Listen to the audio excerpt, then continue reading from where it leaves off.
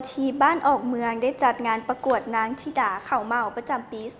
2025 อย่างมีบรรยากาศมวลซื่นมาติดตามเบิ่งพร้อมกันบ้านพัฒนาออกเมืองสนะสมบูรณ์ได้จัดงานประกวดนางธิดาเข่าเมาประจำปี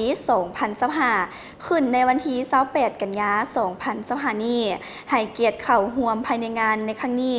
มีทานนางภูไพทองพิมพ์วงศา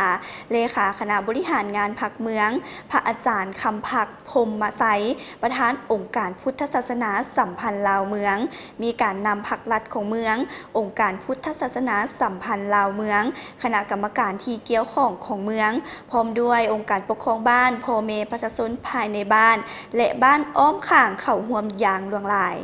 ในโอกาสนี้ทานนางภูไพทองพิมพ์วงศาเลขาคณะบริหารงานพรรคเมืองมีคำเห็นกล่าวเปิดงานทานได้แสดงความเยี่ยมยอสมเสยมายังพระอาจารย์พุทธดีจันทะไพวงศ์เจ้าอธิการวัดป่าดอนโพนแห้งบ้านออกเมืองและองค์การปกครองบ้านพ่อแม่ประชาชนภายในบ้านพัฒนาออกเมืองที่มีความสามัคคีพร้อมเพียงกันจัดงานประกวดนางธิดาเข่าเมาประจำปี 2025 อย่างมีบรรยากาศคึกคืนมวลซื่นในครั้งนี้ทั้งนี้ก็เพื่อเป็นการอนุรักษ์รักษาวัฒนธรรมฮิตของประเพณีอันดีงามของชาติของท้องถิ่นโดยเฉพาะแมนก็เพื่อให้ลูกหลานผู้ที่เกิดใหม่ใหญ่ลุ้นรับรู้และก็เข้าใจถึงฮิตของประเพณีอันดีงามของพ่อแม่ประชาชนชาวบ้านออกเมืองที่เคยปฏิบัติกันมาแต่ดนนานให้ยืนยงและนอกจากนั้นยังเป็นการสมทบทุนเข้าในการปรับปรุงระบบพื้นฐานของรางของบ้านเป็นต้นกระแมนก่อสร้างเส้นทางเบตงและติดตั้งดอกไฟเยื้องทางของบ้านที่ยังบ่ทันได้สำเร็จ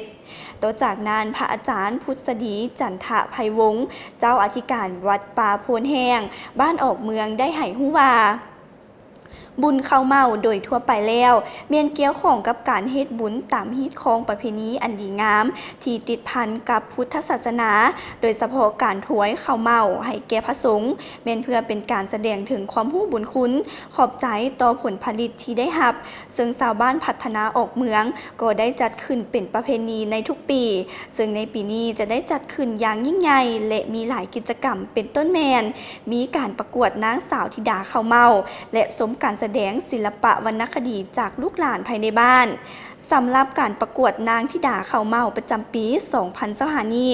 ของบ้านพัฒนาออกเมืองซึ่งมีสาวงามภายในบ้านเข้าร่วมประกวดทั้งหมดแมน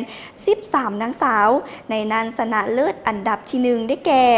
นางวิกาดานุวงศ์ได้รับเงินสดจำนวน 500,000 กีบอันดับที่ 2 เป็นนางจันจิลานุวงศ์ได้รับเงินสดจำนวน 300,000 กีบและอันดับที่ 3 ได้แก่นางอนิถาก้อนทองคำได้รับเงินสดจำนวน 200,000 กีบโดยเป็นเกียรติมอบของทานนางภูไพทองพิมพ์วงศาเลขาคณะบริหารงานพรรคเมืองพร้อมด้วยการนำของเมืองที่เข้าร่วมตามลำดับนั่นเองค่ะผู้ชมนี่ก็เป็นทางด้านบ้านออกเมืองนะเพิ่นก็ได้จัดงานประกวดนางธิดาเข่าเมาประจำปี 2025 อย่างมีบรรยากาศคึกคืนและก็มวลซื่นเองทั้งหมดนี้ข้าพเจ้าขอขอบใจข่าวและภาพจากสื่อมวลชนเมืองสนะสมบูรณ์